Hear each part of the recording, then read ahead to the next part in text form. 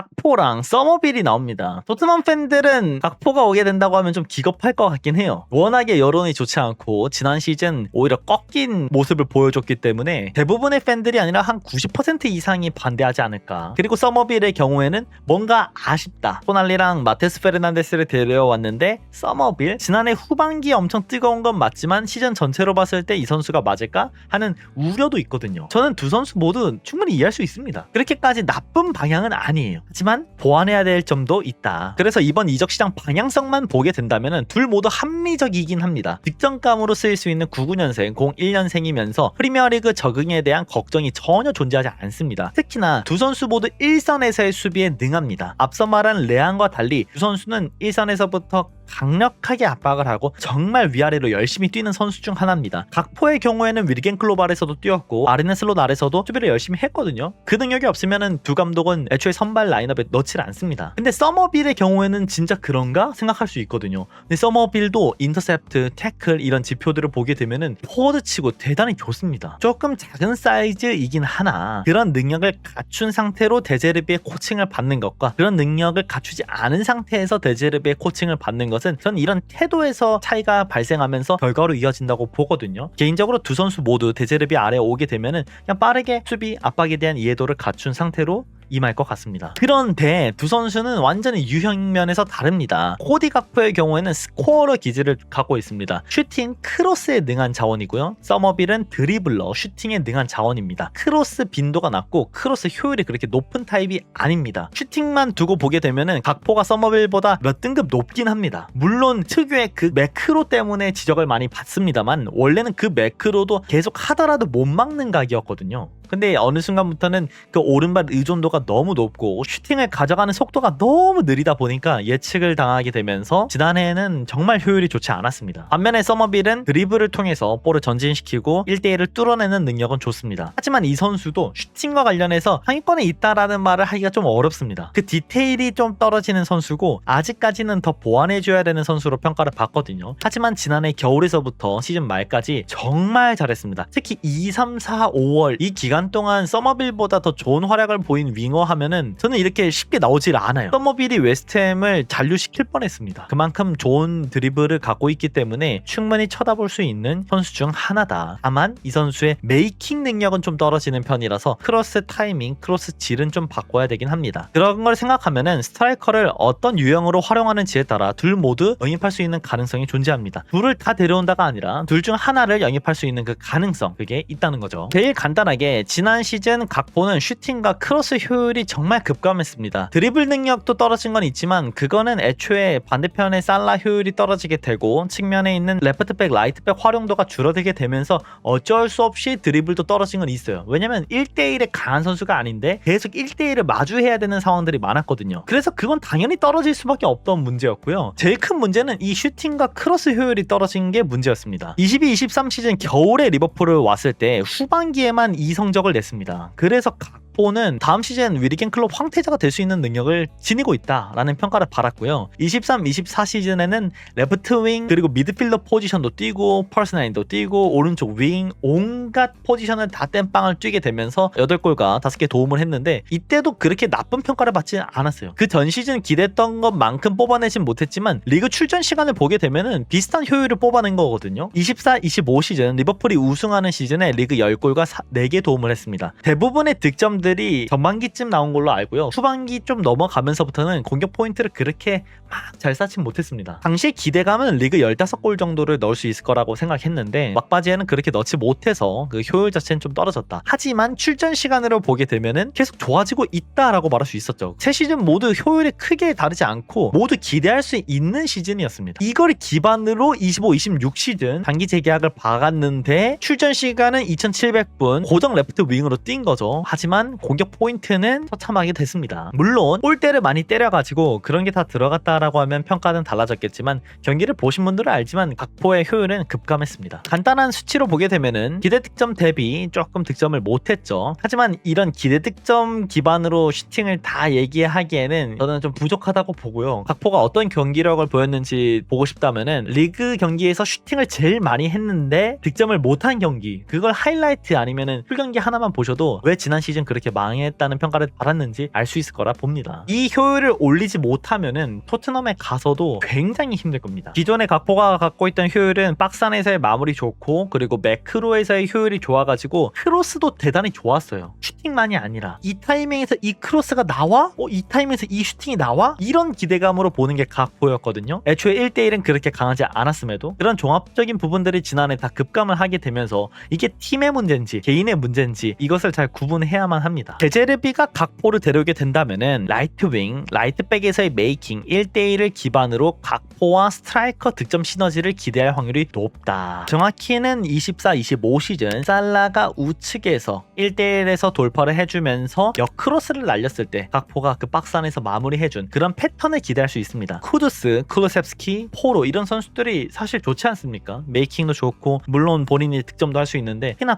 포로의 경우에는 다음 시즌 우측에서 크로스 효율을 더 높여줄 수 있는 자원 중 하나라서 각포가 들어온다 하더라도 마냥 무시할 수는 없습니다. 빅사이즈의 윙어라서 헤더 능력만 조금 더 보완을 해준다면은 스트라이커랑 각포가 박스 안에 들어갔을 때 큰 기대를 할 수 있거든요. 그렇지만 이번 시즌 리버풀이 망한 방향 그대로 오른쪽에서의 1대1 능력이 떨어지고 크로스 효율이 떨어진다? 그럼 각포를 활용하는 데 있어서 굉장히 큰 부담으로 다가올 수밖에 없습니다. 우측이 뚫지 못하면 좌측 윙을 줘야 되는데 각포는 상대가 내려앉은 자리에서 뚫어내는 것을 잘하는 타입이 아니거든요. 그래서 이런 리스크를 감안한 채 데려오는 것이다. 이런 슈팅과 크로스 효율을 올리기 위해서 데려오는 것이다. 서머빌로 넘어가게 되면은 서머빌은 리그 내에서도 압도적인 드리블러로 평가를 받습니다. 하지만 테라고 조금 겹칠 수도 있다는 그 우려는 있습니다. 제가 이번 영상은 대부분 좋은 얘기보다는 우려점을 먼저 말하기 때문에 그런 부분을 참고해서 보시면 좋습니다. 좌측의 그래프에서 가로축은 100번의 터치당 드리블 시도, 세로축은 100번의 터치당 전진 뽀른반 시도로 우측 상단으로 갈수록 드리블을 잘하는 선수, 드리블을 많이 하는 선수라고 볼 수 있습니다. 당연하게도 우측 최상단 천상계는 도쿠가 있고요. 그 아래 선수들을 보게 되면은 여러 선수들이 있습니다. 여기 막 민테도 있고 가르나초 막 드리블을 많이 시도하는 선수들이 다 있는데 여기서 표기하진 않았고요. 켈, 쿠두스, 거기 밑에 서머빌이 있습니다. 유형,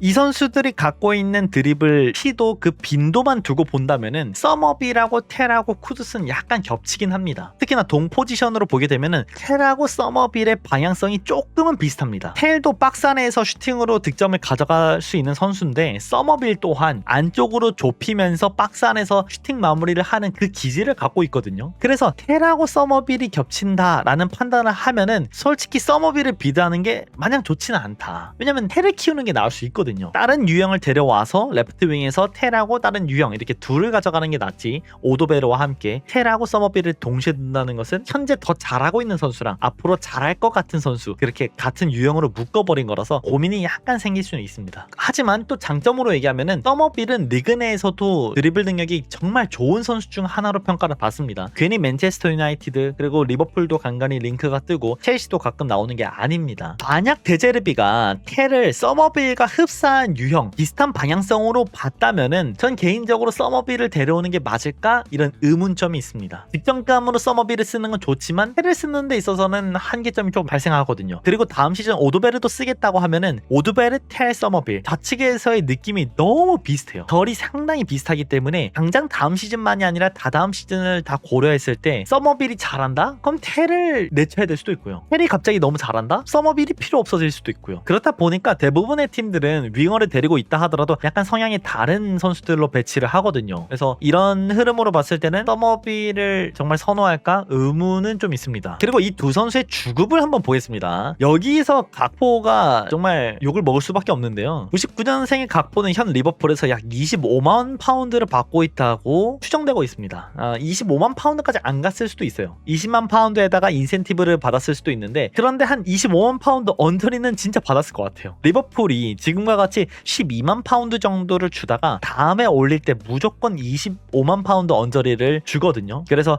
25만 파운드 받을 급이 아니다? 판매하는 거고요. 하지만 각포는 그때 장기 재계약을 했기 때문에 리버풀 내에서 각포한테 갖고 있던 그 기대감이 얼마나 큰지를 알 수 있습니다. 반면에 서머빌을 보게 되면 서머빌은 약 4.5만 파운드를 받는다고 말이 나와 있습니다. 이 역시 추정이지만 4.5만 파운드를 받고 토트넘으로 오게 된다. 10만 파운드 언저리를 받게 될 겁니다. 인센티브 넣어가지고 12만 파운드, 13만, 뭐 15만까지도 받을 수도 있고요. 한 10만 파운드 정도 받는다고 치면은 그렇게까지 비싼 금액은 아닙니다. 01년생이기 때문에 12만 파운드 언저리 받다가 또 너무 잘한다, 리그 베스트급으로 올라갈 것 같아, 그럼 그때 20만 파운드 넘게 주면 되거든요. 주급으로만 보게 되면은 서머빌이 굉장히 이상적인 라인에 있습니다. 여기서 나온 주급으로만 보면은 텔이나 오도베르하고 서머빌이 주급이 똑같을걸요? 이렇게 웨스트햄에서 받는 주급이랑 제가 오도베르, 텔하고. 근데 이제 오게 되면은 그 두 선수보다는 2배에서 2.5배 정도 더 받게 되는 거죠. 둘 모두 약간 고민될 수는 있는데요. 스코어를 데려오게 되잖아요. 그럴 바에 타리그에서 스코어로 데려오자 라는 말이 나올 수밖에 없습니다. 이적료도 굉장히 높을 거예요. 리버풀도 당장 팔 수 있는 선수는 아니기 때문에 뭐 6,500만 파운드 언저리를 언급하면서 주급도 한 20만 파운드는 줘야 될 거고요. 서머비를 데려오게 되면 5천만 파운드가 거론되고 있고, 그리고 주급은 한 12만 파운드, 이런 얘기가 나올 텐데, 유형면을 두고 봤을 때는 야, 그럴 바에는 텔을 키우는 게 낫지 않냐 라는 얘기도 충분히 나올 수 있습니다. 텔을 키우고 각포가 갖고 있는 슈팅 크로스 효율을 가지고 있는 선수를 분데스리가라든가 리그앙이라든가 다른 데서 찾아오면은 제일 좋은 방향인 거죠. 이처럼 확실히 보강해야 되는 레프트 윙이지만 링크 나온 선수들만 두고 봤을 때는 약간 우려점이 존재하긴 합니다. 코디 각포, 서머빌, 레앙 모두 고려할 만한 프로필이긴 합니다. 지금까지의 선택 기반이면은 PLA 영입으로 각포, 서머빌 혹은 그 외의 선수가 선택될 수 있다 정도로만 생각하면 좋을 것 같아요. 하지만 포워드의 경우에는 타리그에서도 충분히 데려올 수 있습니다. 와서 적응을 고민하게 된다면은 다른 포지션들, 스트라이커랑 라이트 윙은 프리미어리그 내에서 데려오거나 이미 팀에 있는 선수를 쓰면 되고, 한 자리만 적응 기간을 주면 되거든요. 만약에 두 자리 정도를 다 타리그에서 데려오잖아요.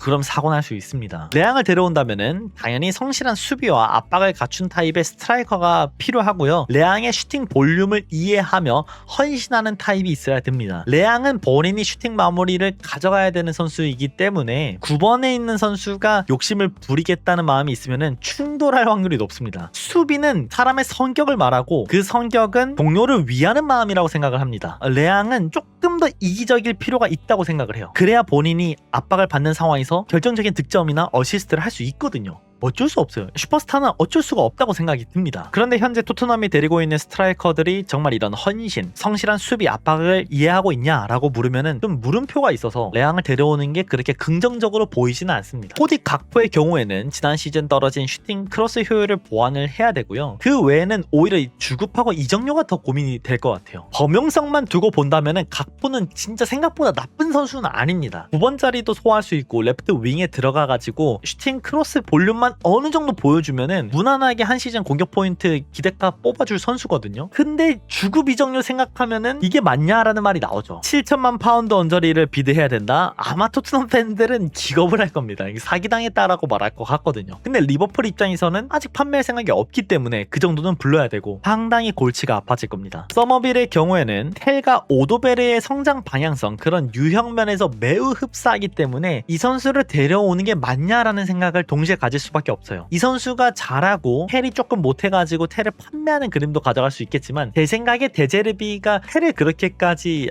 안 좋아할 것 같지는 않아요. 텔이 갖고 있는 유틸리티적인 면모도 있고 성향 자체가 조금만 키우면 그냥 서머빌을 넘어설 것 같은 느낌이 있거든요. 좋은 유망주거든요. 그래서 동일한 라인대에서 나이가 조금 더 있는 선수를 같이 넣는 게 맞을까? 이런 의구심이 있습니다. 만약에 서머빌이 온다라고 하면은 저는 둘 중 하나는 그냥 매각이겠거니 이런 생각을 가질 것 같아요. 유형이 다 너무 겹쳐서요. 그리고 서머빌의 경우에는 레프트 윙과 라이트 윙 모두 활용할 수 있다는 점에서 높은 평가를 받을 겁니다. 이번 월드컵에서도 서머빌은 라이트 윙 자리에서 좋은 모습을 보였거든요. 그 드리블 능력이 좋기 때문에 양쪽 다 뛸 수 있는 겁니다. 그런 부분들을 높이 평가한다면은 서머빌 충분히 데려올 수는 있다. 이렇게 한 번에 포워드 3인방 조합을 다 완성하는 것은 거의 불가능에 가깝습니다. 지금 스트라이커도 바꾸려 하고 있고 레프트 윙도 바꾸려 하고 있고, 라이트 윙에서는 클루셉스키 복귀하는 거 봐야 되고 쿠트스도 복귀해서 뛰는 거 봐야 되고요. 그렇다 보니까 조금 보수적으로 레프트 윙을 건드리면서 스트라이커에 비드를 할 수도 있고요. 스트라이커는 지금 있는 선수를 기반으로 쓰면서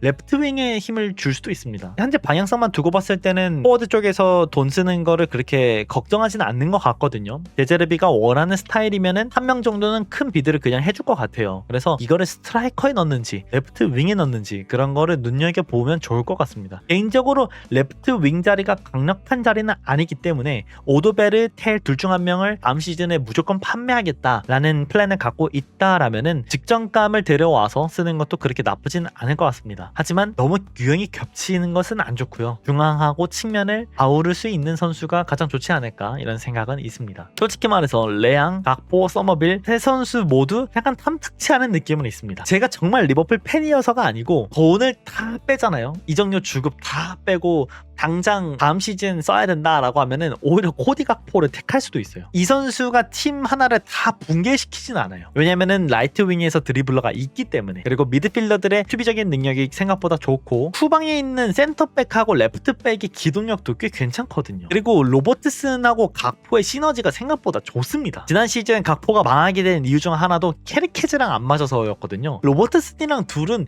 한 번도 그 호흡과 관련돼서 비판받은 적이 없어요. 지난 시즌 두 선수의 호흡이 안 좋았다라고 하면은 난 팀적으로 무너진 이유가 제일 크지 않나? 이렇게 레프트 윙은 다 결함이 있기 때문에 어떤 선수를 데려올 것 같다라고 확신을 할 수가 없고요. 스트라이커를 어떤 유형으로 데려오는지에 따라 레프트 윙 선택하는 방향도 따라가지 않을까 이렇게 추측하고 있습니다. 제가 감히 예상해 본다면은 프리미어리그 내에서 그래도 데려오지 않을까?